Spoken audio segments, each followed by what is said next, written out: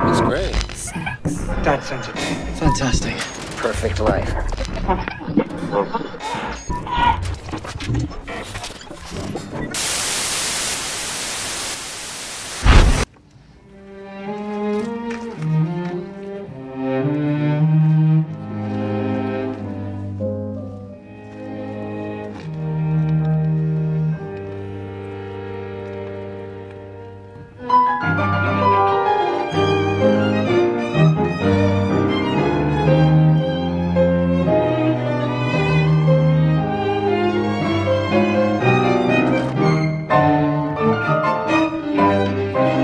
Émilie Delorme, bonjour.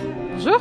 Vous êtes présidente de Musique à l'Empéry et donc Canal Pourpre, télévision locale de Bergerac, fait un petit sujet pour la deuxième année. Nous, ça fait un peu plus longtemps qu'on vient et c'est toujours aussi bien ce festival de musique de chambre à Salon de Provence. Alors vous êtes présidente depuis l'année dernière, vous avez succédé à Jérôme Bloch, c'est cela ? Exactement, depuis l'année dernière, j'ai repris la présidence après avoir été bénévole dans l'association quand même depuis une dizaine d'années. Bien. Comment vous êtes retrouvée à ce festival ? Est-ce que vous êtes musicienne vous-même ? Je suis musicienne amateur, mais surtout je travaille dans le milieu de la musique tout au long de l'année. Et donc j'ai rencontré Eric Lesage il y a 15 ans maintenant et il m'a proposé de venir voir un concert.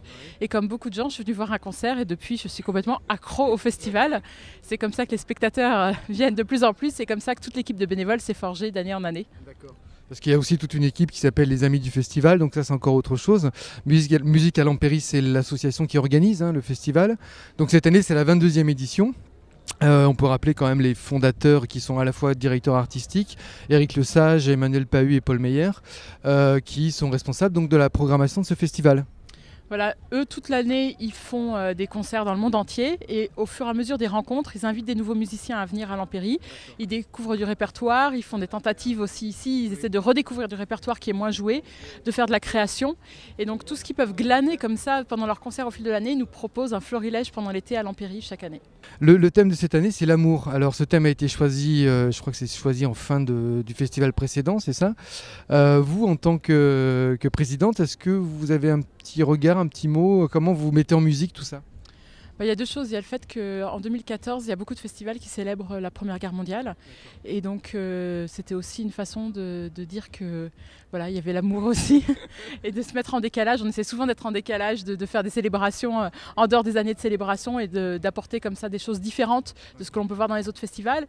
Et puis, l'amour, c'est vraiment ce qui a présidé toute l'histoire de ce festival, puisque c'est à la fois un coup de foudre pour le lieu, puisque depuis 22 ans, le festival a lieu au château de l'Empéry comme centre du festival et c'est vraiment une acoustique incroyable, il y a eu un coup de cœur fort et puis c'est cette histoire d'amitié entre les trois musiciens. Et puis Eric Lesage est aussi originaire de la région. Tout à fait, ça c'est dans les raisons historiques, mais le thème de l'amour, ça revient avec l'amitié et l'amour qui fédère tout le monde autour de ce festival, tout le monde est là pour le bonheur d'être là et pour le bonheur de partager ces moments-là avec les autres musiciens, avec l'équipe de bénévoles et plus largement avec le public.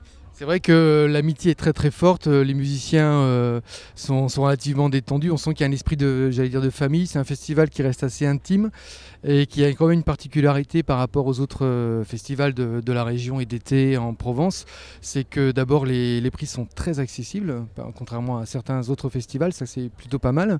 Est-ce que vous auriez autre chose à dire concernant cette singularité du festival de Musique à l'Empéry ?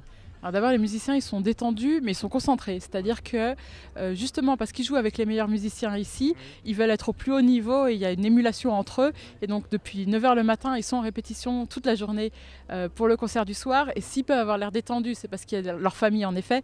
Mais je crois qu'ils ne cèdent en rien à l'exigence artistique qu'ils ont tout au long de l'année. Bien sûr. C'est important de... Voilà, bien sûr, c'est ce que je voulais dire. C'est un concert de haute qualité. Mais quand je voulais dire détendu, c'est qu'on sent qu'il y a une ambiance très sympathique. C'est-à-dire, on les voit en coulisses, ils s'habillent juste après pour monter en scène, ils s'applaudissent, ils font un peu la claque, c'est assez simple. Enfin, ça change un peu de ces festivals qui parfois sont un peu guindés, on n'est pas du tout dans cet esprit-là. Absolument, et puis ils sont dans les dans les tribunes quand ils ne jouent pas, c'est-à-dire qu'ils écoutent les autres. Il y a vraiment un partage, ils en profitent aussi pour découvrir d'autres musiciens et d'autres répertoires chacun d'entre eux. Et puis la singularité par rapport à d'autres festivals, c'est qu'ils sont en résidence, c'est-à-dire que dans la plupart des festivals, ils arrivent la veille, ils font une répétition avec des gens des fois qu'ils n'ont jamais vus, ils jouent le soir et le lendemain ils repartent. Ici, ils restent entre 5 et 10, 12 jours pour ceux qui restent le plus longtemps. Donc ils ont le temps de se connaître, de travailler ensemble, de répéter les œuvres. Et revenant d'année en année pour les plus fidèles, il y a une vraie famille qui se forme aussi entre musiciens et qui font qu'il y a une qualité d'écoute, d'entente. Et ils partagent vraiment les choses qui font qu'il y a toute cette saveur de la musique de chambre en fait. Voilà, et on sent qu'ils aiment bien se retrouver ici. Une petite particularité, il me semble que les musiciens qui jouent ne touchent pas de cachet. Est-ce que c'est le cas ? Absolument, tout le monde est là par plaisir d'être là. Et ça aussi, ça change beaucoup de choses. Que ce soit les musiciens, l'équipe de bénévoles autour, on est tous là par le bonheur que nous apporte ce festival et par la volonté qu'il poursuive son travail à Salon de Provence aussi, parce que je crois que c'est un vrai engagement de venir faire ce festival ici, dans une ville qui n'est pas forcément dotée des grandes institutions musicales tout au long de l'année.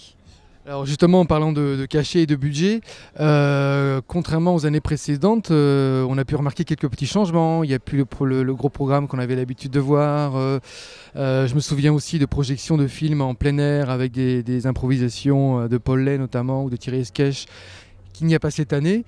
France Musique n'est pas présent. Est-ce qu'il y a eu un budget un peu moins élevé cette année ? Le budget a été réduit de quasiment un quart cette année. On a fait affaire à des grosses coupures, à la fois des collectivités territoriales, dont certaines traversent des phases difficiles et voilà. Et puis les partenaires, il y a eu des changements de direction chez beaucoup de nos partenaires, notamment c'est le cas à France Musique, il y a eu un changement de direction et France Musique a capté les 21 premières éditions et n'est pas là cette année. J'espère qu'ils reviendront l'année prochaine. On travaille en tous les cas très dur pour essayer de retrouver le niveau de partenariat des années précédentes. Nous aussi on espère, parce que c'est vraiment dommage qu'ils ne soient pas là pour enregistrer ce qu'on entend tous les soirs. On a pu lire ou entendre par-ci de là que le fait que les budgets soient un peu réduits, ça ne veut pas dire que le festival soit menacé. Les collectivités territoriales nous ont rappelé encore hier lors d'une réunion qu'ils avaient la volonté que le festival perdure. Donc maintenant on essaye de trouver avec eux des solutions financières. Donc j'espère que les collectivités vont se mobiliser pour le festival. On recherche des mécènes et puis on a lancé un appel au fonds pour les mécènes privés. C'est ce qu'on appelle maintenant le crowdfunding, c'est-à-dire on cherche des microfinancements. Et si chacun de nos spectateurs nous aide même avec une somme minime, au total ça nous permettra peut-être de survivre à cette année et de continuer pour la suite. C'est ce qu'on voit en bas de chaque programme, soutenez le festival de musique à l'Empérie. Et vous, est-ce que cette année, les années précédentes, ou même plutôt cette année, il y a une pièce, un morceau qui vous a particulièrement plu ? Hier par exemple, il y a le Octobre qui était magnifique, mais est-ce qu'il y a des choses qui vous ont marqué ? Par exemple, la création de Jérôme Combier pour clarinette et flûte, pour moi, c'était un moment très fort. Je trouve que la musique de Jérôme Combier est absolument magnifique et de l'avoir portée par deux interprètes de ce niveau-là et de pouvoir offrir à Jérôme Combier, dans le cadre de ce festival, cette création, certainement que les deux musiciens vont pouvoir la reprendre ensuite. Je pense qu'on est vraiment dans notre rôle à 100%. Bien, votre travail ne s'arrêtera pas samedi, vendredi soir, à la fin du festival. Comment ça se passe la suite quand on est présidente comme ça d'une telle organisation ? Toute l'année, la première chose à faire justement, c'est de trouver les financements. Donc c'est les demandes de subventions, les recherches de mécènes et tout le suivi qu'il y a derrière. Et puis ensuite, il faut qu'on arrive à organiser l'équipe parce que justement, plus on est de bénévoles et moins il y a de salariés, plus c'est de travail pour mettre en place l'équipe, rechercher en permanence des nouvelles ressources. Animer cette équipe-là et motiver tout le monde et avoir un projet commun et puis faire les échanges avec nos 3 directeurs artistiques parce que le fait qu'ils soient 3 et qu'ils soient en plus dans des villes différentes, ça demande un travail de coordination qui est encore plus fort que dans une équipe qui est dans un bureau tous les jours ensemble à travailler. Et notamment pour la programmation, donc ça se passera à quelle époque ? Même s'il y a un thème j'imagine que vous allez annoncer un thème vendredi peut-être ? Oui, on commence à y réfléchir. Il y a déjà des œuvres phares qui commencent à sortir. Il y a des débats là, tous les soirs au dîner sur certains concepts pour l'année prochaine. D'accord. Et puis tout l'automne, on y travaille. On essaie de finaliser ça en début d'année civile. Très bien, merci. Nous, en tout cas, on partage votre enthousiasme que vous avez connu depuis le début, depuis 15 ans, c'est ça, vous m'avez dit, pour le festival de musique à l'Empérie, parce que c'est vraiment très bien. Donc, on espère que les collectivités territoriales n'hésiteront pas à mettre la main sacrément à la poche pour la pérennité du festival. Merci.